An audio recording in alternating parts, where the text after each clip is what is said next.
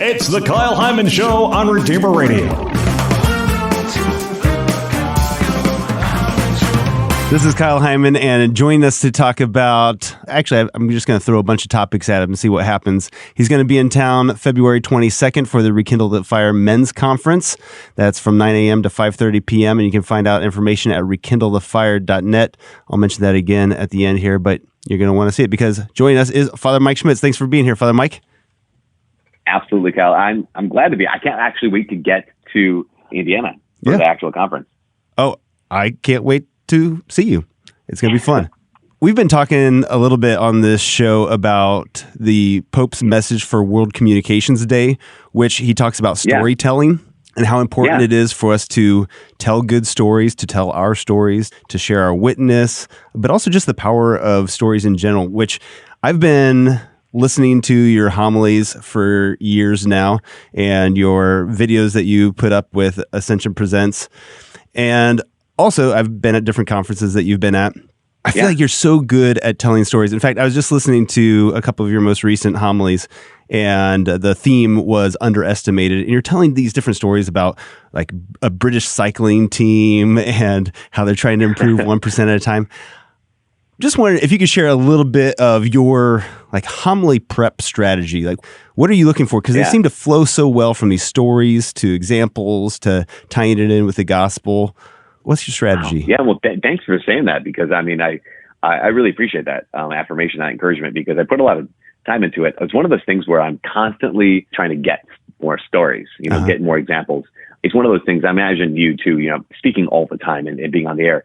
It's like, okay, how could this be used? Or how is this a good example of something that will resonate with people? It's one of the things I came across this little tidbit that neurologically speaking, when we're hearing a story, our brains do something chemically on a different level, or our brains do something on a chemical level. Like we prime ourselves even to hear stories. And so, we have like here's some facts about this or that. But when we recognize, okay, someone's telling us a story, it's so human and it engages us in a whole different level, not just, cerebral. It's not just gut. It's this whole kind of combination kind of thing. And so I know that when I was growing up and really started listening to people talk about the Lord, my favorite people to listen to were the ones who always had stories. Like they always say, whether they're examples from their own lives or examples, stories of saints or stories of people that they knew, that it always resonated with me. And I remember thinking, like, that's what I want to do. I want to be able to try to find a way to weave in these stories of, again, it could be myself, it could be others.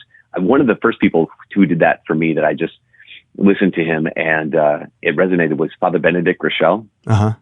And he'd have so many examples, like from his childhood, or he'd have examples from, this person in his Franciscan community or somewhere else. And I just thought, wow, he is just, like you said, weaving, he's teaching me something, but it's not just data. He's telling me a story, and I can remember stories. I can't often remember data. So you asked about the strategy though. One of the things I'll try to do is I keep reading the scripture and go back again and again and say, okay, God, and that's the big question. God, what is the story that you are telling here? What's the main story of the gospel or the other readings?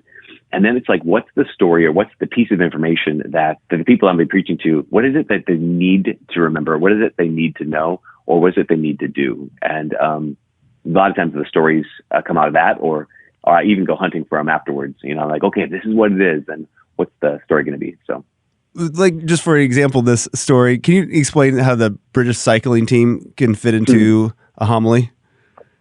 Yeah.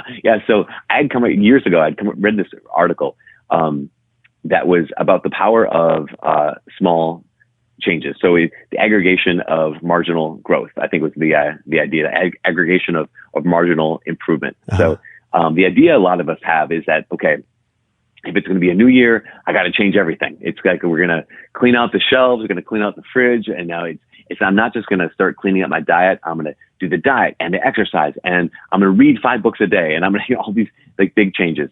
And the aggregation of marginal gains idea is the idea that you make small changes on a consistent basis, you ultimately have a larger change ultimately. So reading this article about a British cycling team, they had been pretty mediocre or less than mediocre for at least 100 years. So I think they hadn't won an Olympic Games, they hadn't won a World Championships. They had definitely not won the Tour de France since the early 1900s. I think it was maybe 1908 or something like this. And as you know, I mentioned in the homily that they were so bad that even European cycling manufacturers wouldn't let the British team ride their bikes. I mean, they were just like, it's an embarrassment to us. We don't want this team. That's hilarious. And so in 2003, they hired Dave Brailsford as their coach. And he's a good coach. But I mentioned anyone could look at this team and say, you're a professional bicyclist, so I can get you a little bit better.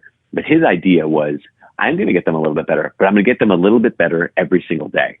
And so he did the normal things that you would expect, where they, tested the bike angles for power output, as well as for the wind tunnel kind of situation for drag resistance. They tested what kind of a fabric they wore when they're riding, like that would have the cut down on friction and whatnot, all those kind of pieces. They improved those. But he was also like, okay, what are the small things everyone else is ignoring because they think they're insignificant? Things like sleep. Well, sleep is massively important for athletes, but how can you improve sleep? And Dave Brailsford said, well, how about this? What about the mattress these guys are sleeping on?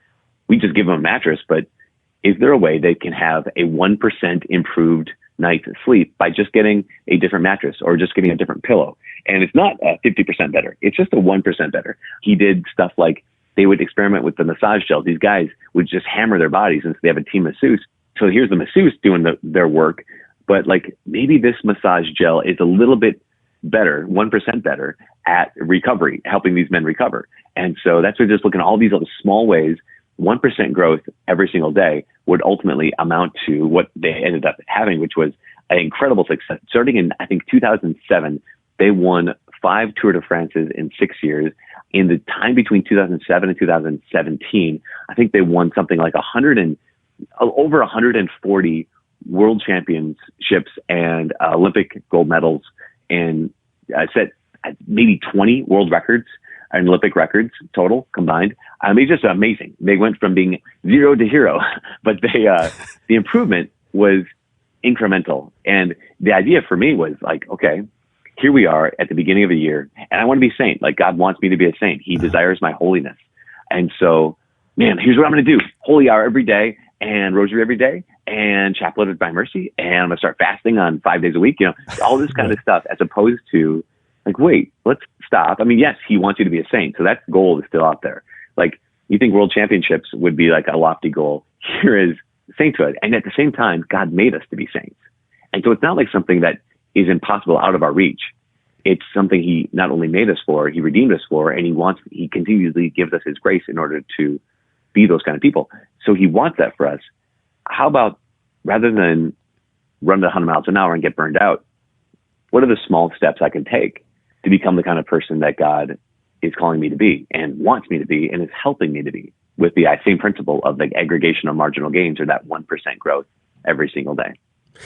And I think so often you and other priests, other speakers will take these kind of secular stories that really have little to no religious connotation in them and apply this to our spiritual life. Is there a connection between these kind of secular, either self-improvement or, sports analogies and things like that? Is there a direct connection to that and our faith, or is it more just like an analogy?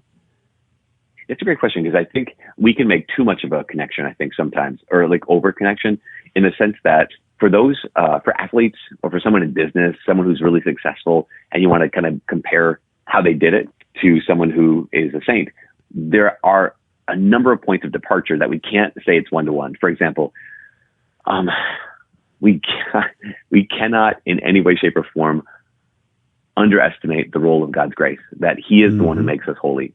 And that's the thing, is like, really, when it comes down to it, maybe it might even be too much of a stretch to say that being a saint is the same thing as setting a world record.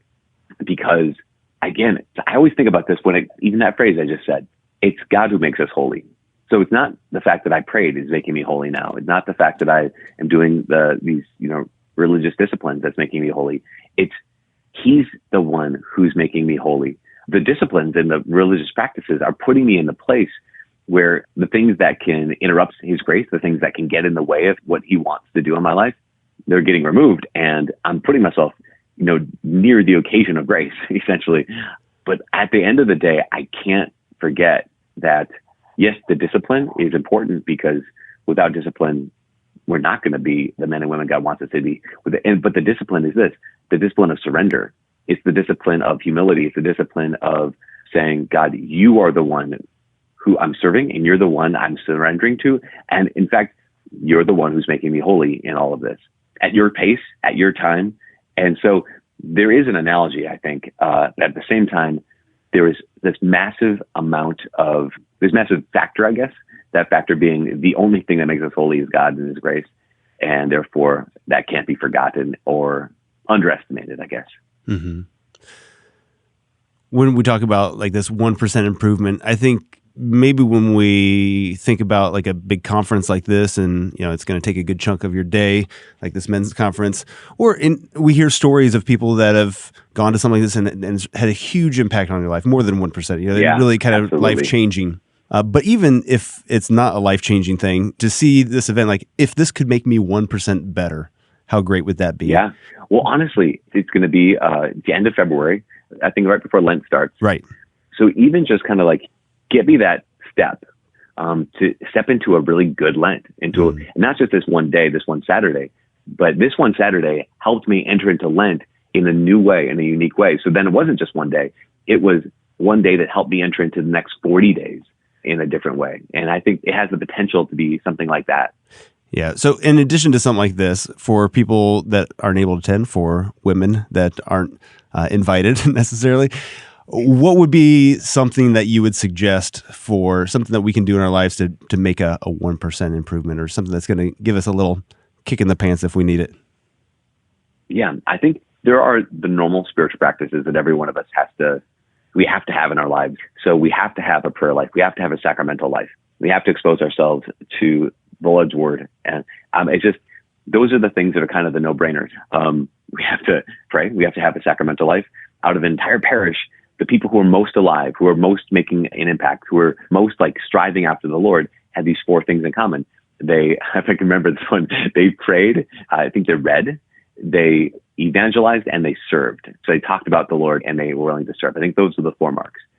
And so that's nothing new. That's basically comes from the Acts of the Apostles. But the thing that I have to look at myself and say, okay, in which of these areas can I stand to grow? Or even just this, in which of these areas is Jesus calling me to grow? And so it could be, I got the prayer nailed down. Like I'm really consistent with that. And that's actually going really well. I don't know that necessarily he's calling me to grow in that area. Fine.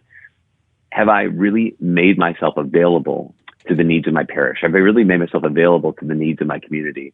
Or is there a need out there that I kind of see and then I go like, oh yeah, someone else.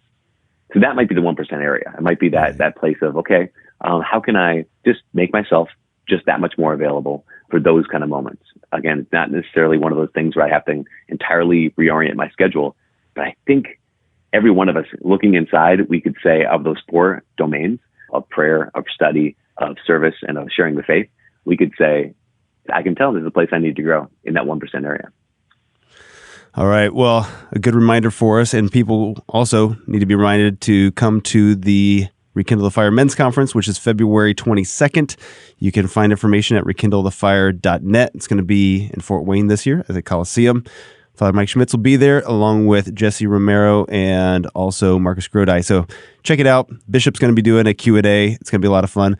But also, where can people check out your podcast? Where's the best place to go? You've got books available. There's videos on YouTube. Yeah. That's so we have a weekly podcast that is the Sunday Homily that is on iTunes, and I think it's coming up on Spotify soon. Basically, it's the UMD, University of Minnesota Duluth Newman Center. If you type in my name, Father Mike Schmitz, into the iTunes search bar, it would come right up.